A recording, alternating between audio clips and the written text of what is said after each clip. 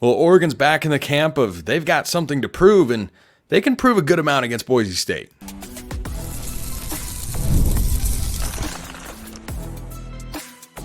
You are Locked On Ducks, your daily podcast on the Oregon Ducks.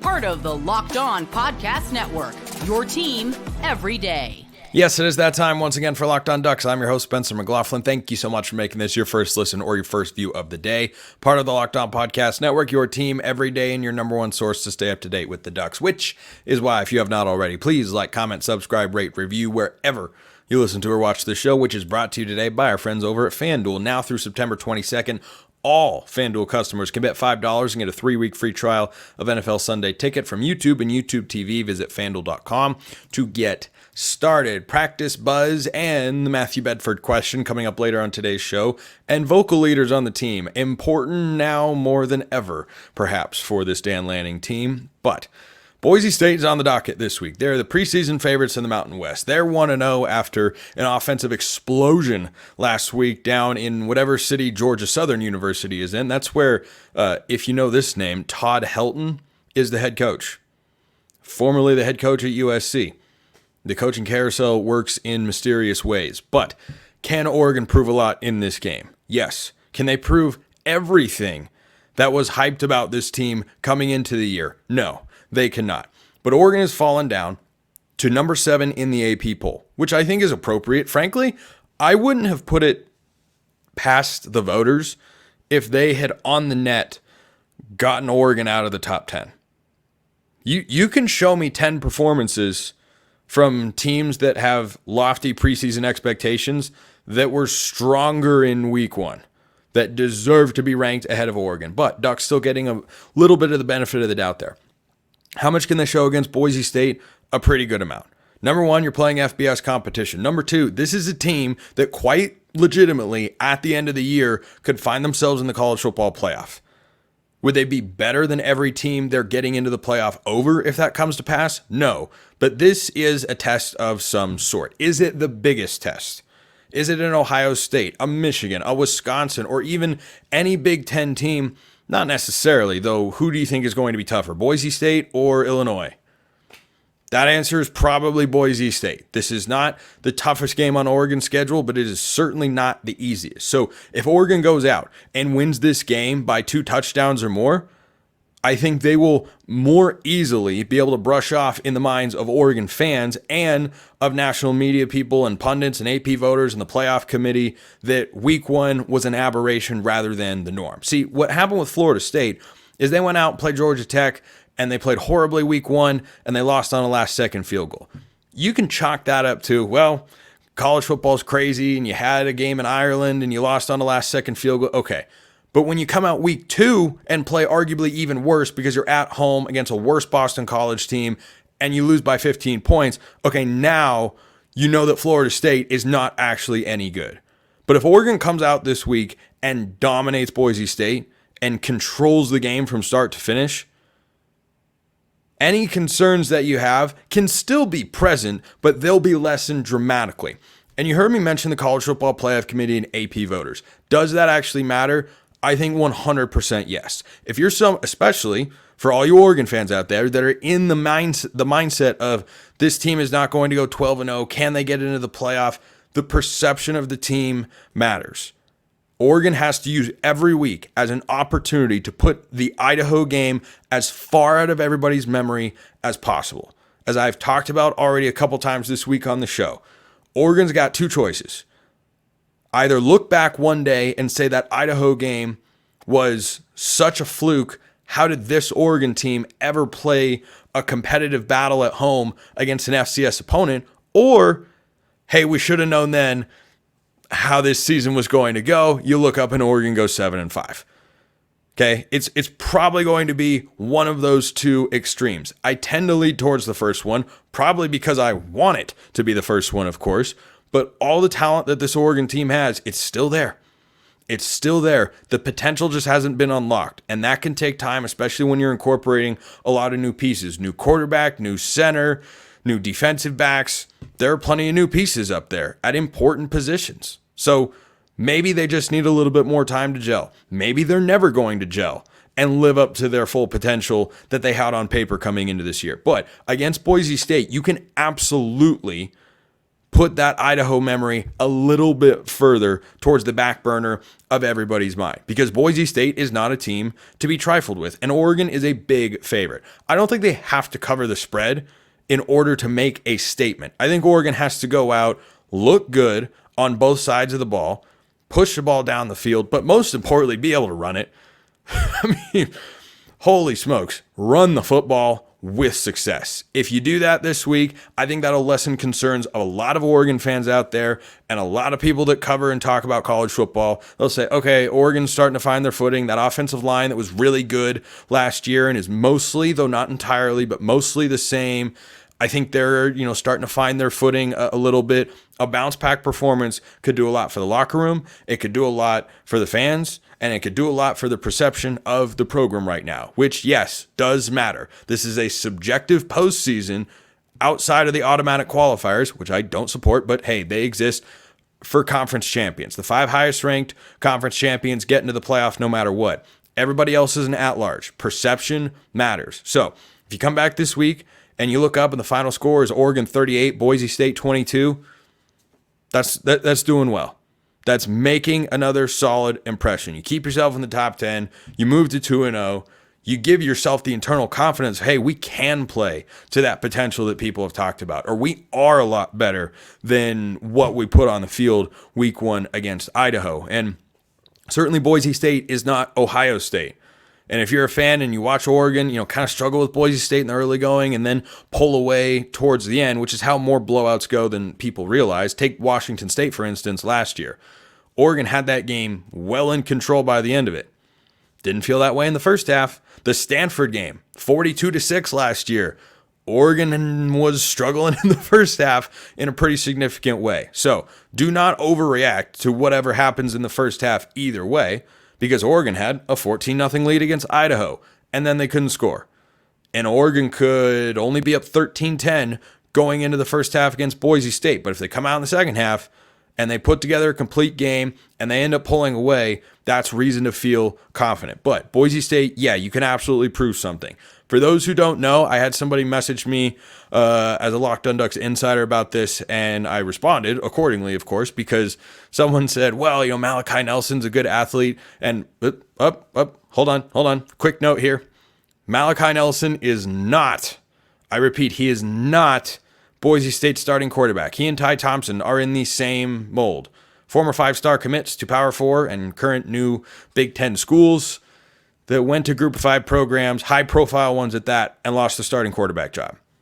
That's the way college football goes sometimes. Maddox Madsen is going to be Boise State's starter. Do not let that lessen your impression of Boise State. This is a team you have to take seriously. It's a team you can't make a massive statement against. You don't have an opportunity to do that until Ohio State on October 12th. But certainly, you can improve your standing if you're Oregon in the national landscape and with your own fan base in this game against Boise. Let me know your thoughts in the YouTube comments. Hit me up on X, formerly known as Twitter, or become a Locked On Ducks insider.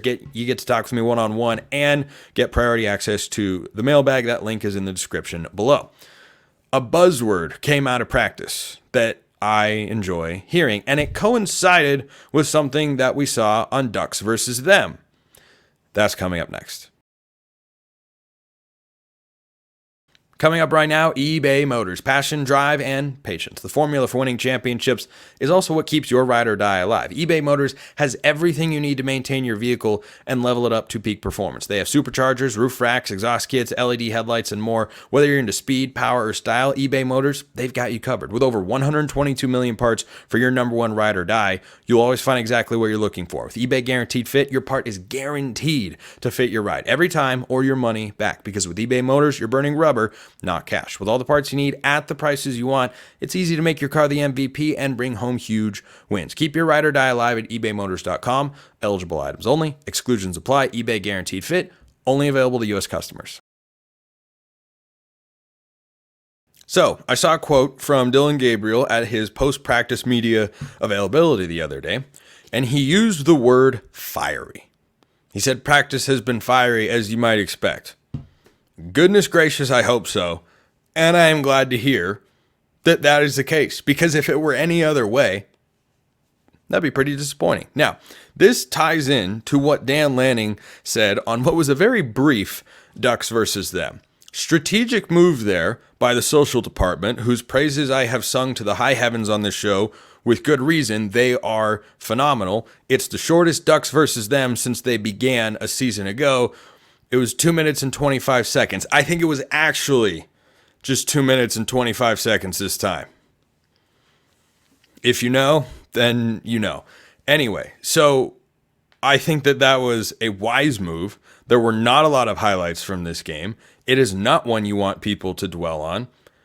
Putting something out, I frankly would have been all right if they'd put nothing out. The way that it was structured, though, was, as always, very deliberate, and I think intended to showcase what the mood was around this game, which is some good things happened. This mostly stunk.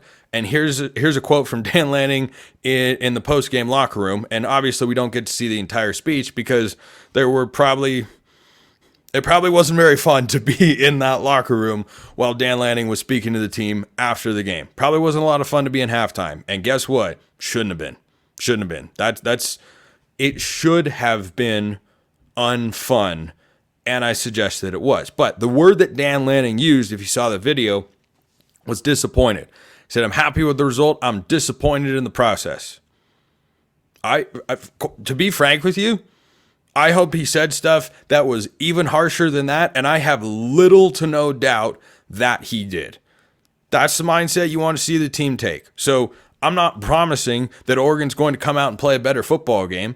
I'm saying between a fiery practice and Lanning straight up telling his team on camera in the locker room, "I'm disappointed in you guys." He's trying to fire him up, and that's exactly the way that it should be. So I like seeing that, and I hope that plays out on Saturday. We have seen Dan Lanning be a really good motivator before. You think back to the Colorado game last year, that pregame press conference, or not pregame press conference, that pregame motivation speech in the locker room, people can criticize it all they want for, doing the same thing that he was criticizing Colorado for doing. It worked. It worked really well, and Oregon put Colorado in their place. And hopefully, as Lanning says at the end of all those Ducks versus thems, who are we playing next week? Oregon. When you play Oregon next week, better be better. And I am optimistic they will be. You know why? Because a lot of the important players who we're talking about improving are already proven guys.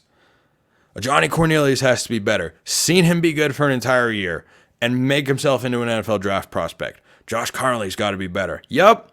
Started at left tackle last year. Marcus Harper Harper's actually solid. Poncho's got to be better. I know that he can be. I've seen him play better. Charlie Pickard had a solid game. We'll get to, why don't we just segue right into that? But a lot of those guys, the offensive line, it's a proven unit. They had a bad day. Tiger Woods has missed cuts before. Crazier things have happened in sports than 18 to 20-year-olds not performing up to their full potential for one day. So I'm optimistic, but definitely it's not set in stone in my head. Oh, Oregon's going to be better. Oregon's going to cover the 18 and a half points, wherever the spread is right now against Boise State. They're going to roll them. No, not feeling that at the moment. Haven't gotten to the prediction phase of the shows this week, but certainly I feel fine about Oregon. Not great, but I feel fine. And this game be a real measuring stick. If you see the same sorts of problems on Saturday as you saw last week, then my concern level will get immeasurably higher, or perhaps measurably higher. I'd have to think of a scale. So why don't we just say it will certainly go up. That parlays into this question. Again, YouTube comments, X, formerly known as Twitter, or you can become a Locked On Ducks insider. That link is in the description below to get priority access and all sorts of other perks. Hey, Spencer, do you think Matthew Bedford will play against Boise State? Dan Lanning said he was optimistic he was going to play. When should we really expect him to play? And what does the O-line need to do to win comfortably against Boise State without him? Appreciate your time, Sco Ducks. So I think on the Bedford side, if he is healthy, you play him. There is no, maybe we rested. I just watched the offensive line without without a sixth-year senior in there who transferred in from Indiana this offseason, granted, but all the more reason that you need to have that offensive line unit playing at a significantly higher level and with as good a chemistry as you can have by the time you start playing Big Ten opponents, specifically Ohio State on October 12th. I'm not worried about UCLA. I'm not worried about Michigan State, barring a loss this week to Boise State or next week to Oregon State. I don't think that's going to transpire. I think UCLA and Michigan State both stink this year. But for Matthew Bedford, I hope he plays. I don't have any specific intel on whether he will. If he is healthy, though, I absolutely expect him to play. You want to get him the reps, and you want to play the best football game you can. I know Oregon's a big favorite this week. Guess what? Florida State was an 18.5-point favorite, and they lost outright at home to Boston College. Last year, Colorado went into TCU. They were a 20-point underdog, and they won the game outright. So point spreads are telling. It's a starting point for what Vegas knows you're capable of, but it doesn't ultimately define what happens on the field. You got to go out there and show it. And if you have the opportunity to put somebody out there who would have been starting if not for an injury, you absolutely do it. It is entirely possible that if he plays this week, we see the impact of that injury from week one and go, oh, okay, this is a simpler fix than we thought. Oregon can't survive an offensive line injury, unless Davey Uli maybe can get back from injury and get his name into the fold. He's been with the program the last couple of years and has been a solid reserve offensive lineman. So maybe he could provide some much needed depth. Maybe they could, instead of playing Charlie Pickard, maybe they slide Marcus Harper over to center and put a Uli in at guard if it comes to that. But if Bedford's healthy, you play him and maybe they plug and play and boom, the offensive line is better. And it's a combination of you bring him back, and that's how the offensive line was playing all fall camp with Bedford in the rotation, and then he got pulled out because of injury kind of at the last moment, and that threw a wrinkle into things.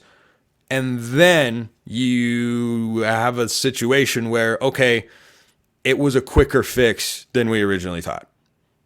That's entirely possible. So if he doesn't play, though, they have to run block better. I mean, they just, across the board. You go look at their Pro Football Focus grades, nobody's blowing you out of the water, and that matches what we saw.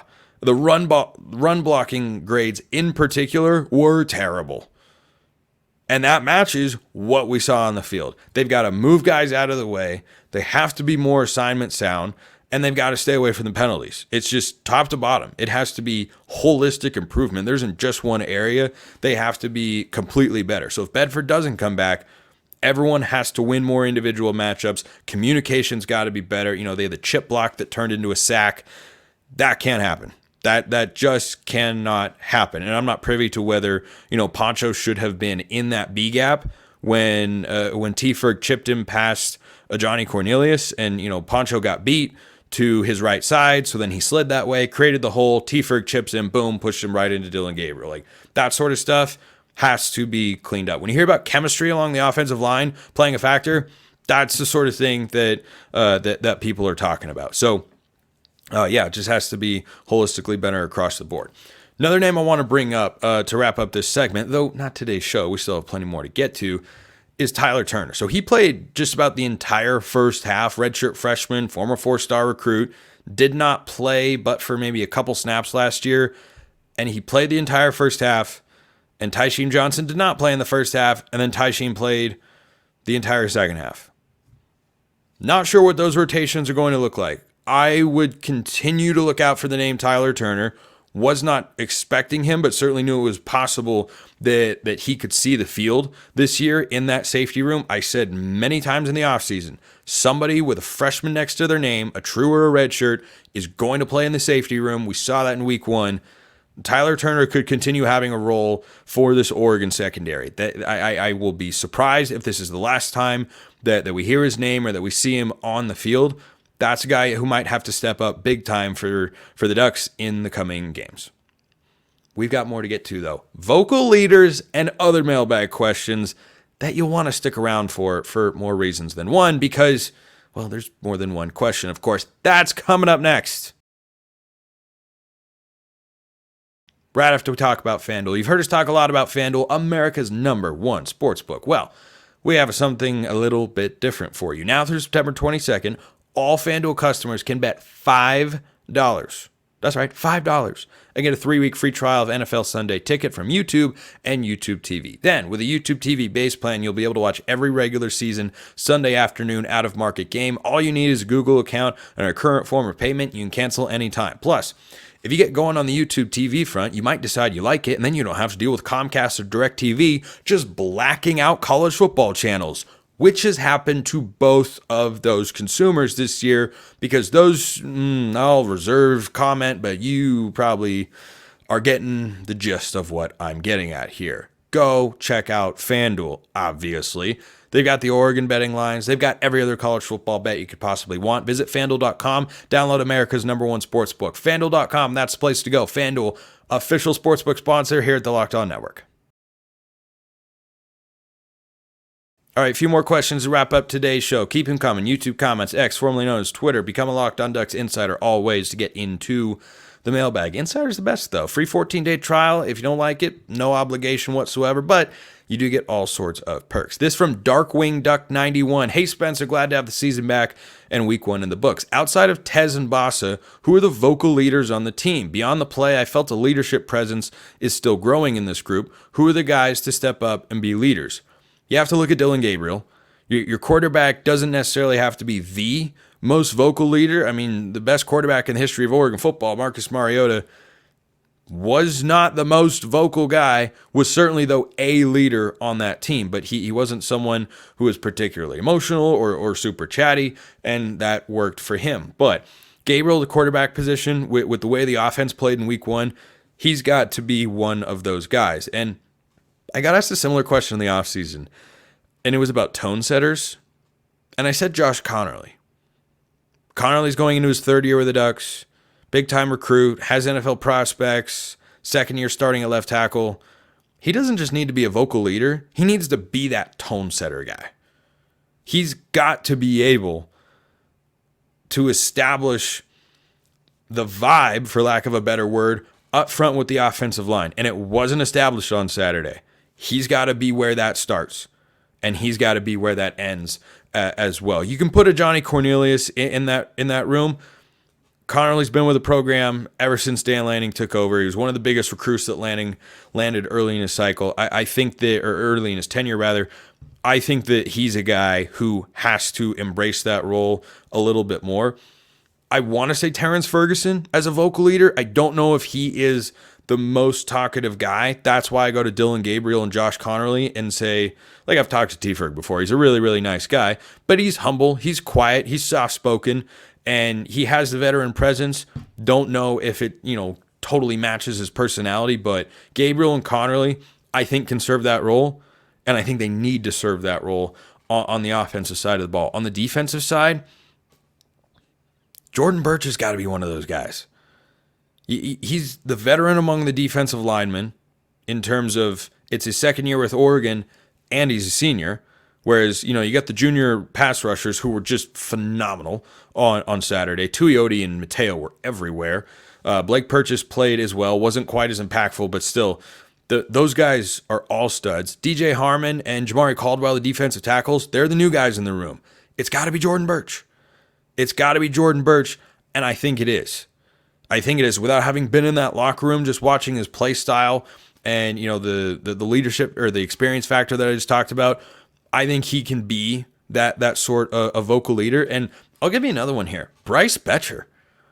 Talk about a tone setter or someone who just kind of brings the spunk, brings the spark to the defense. Bryce Betcher is that sort of guy. And hopefully we see more of Jeff Bassa this week. He only logged 10 snaps on Saturday. Was he battling an injury? A little dinged up. Justin Jacobs didn't play a whole heck of a lot either. Maybe Dan Lanning felt that he could limit their snaps, or maybe he had to limit their snaps because of an injury. I frankly do not know either way. I'd expect to see more of Jeff Bassa and Justin Jacobs this Saturday against Boise State. And I'm with you that in a game like the one that played out on Saturday, leadership was missing a little bit. And those are the names I think that have to step up on both sides of the ball. This from Wigion Drake. Spencer, do you think Dylan Gabriel's height keeps him from seeing open receivers down the field? Sometimes. Yeah, it has to. Russell Wilson has talked about that before. Kyler Murray's talked about that before. It's not as if Dylan Gabriel isn't capable of seeing over the line, isn't capable of pushing the ball down the field. Is it harder for him to do it than Ty Thompson, for instance, at 6'5"? Yes, obviously. You do not have to overthink the room on this one. Now, has Gabriel proven himself to be an effective quarterback? Yeah, we've seen that over the last several years in college football. Guys have to manage it. It is certainly an obstacle for somebody who is smaller. He is not widely regarded in NFL draft circles. His size is one of the reasons why. He's not a very big guy. He's got a good arm, not a great arm. He is incredibly accurate, but he's not very big. And that's why the NFL doesn't love him. But that's okay because it doesn't really matter for Oregon's desire to win a Big Ten and national championship this year. He just has to be the best version of himself. But, there's been plenty of talk, correctly so, on Gabriel not getting the ball down the field, not trying to push it down the field and not doing so successfully. Is not seeing guys down the field sometimes a part of that? Yeah, can be. But you can also be a tall quarterback and miss reads. So it's an obstacle. I think Gabriel's at the point in his career, he's played enough football to where he knows how to work around that particular obstacle. But yes, that could be, if you see a receiver running open and Gabriel didn't see him, yes, his height can be a reason why. Doesn't mean it always is. Last one here. This came in from a couple of you asking about switching a Johnny Cornelius to left tackle and Josh Connerly to right tackle. Nope. That's not going to happen, and it should not happen for two reasons. Number one, it was one game. That would be a dramatic overreaction. And number two, playing left and right tackle. I know it's blindside and non-blindside, but think about the footwork release in pass blocking situations. Left foot staggered in front of your right, or right foot staggered in front of your left. Connerly has taken every single rep pretty much as an Oregon offensive lineman at left tackle, and Connerly at right tackle, and Johnny rather at right tackle. Just because Johnny got beat a couple times and Connerly did not have a good game does not mean you change positions. Probably the shortest mailbag answer I could give, but several of you asked a question. Keep your questions coming. Thank you for making this your first listen every day, or view if you're watching on YouTube. Go make Locked On College Football your second. I host giving you the biggest stories in the greatest sport on planet Earth, which I am so very, very happy to have back. Appreciate everyone listening. I will see you next time. Have a wonderful rest of your day, and go Ducks.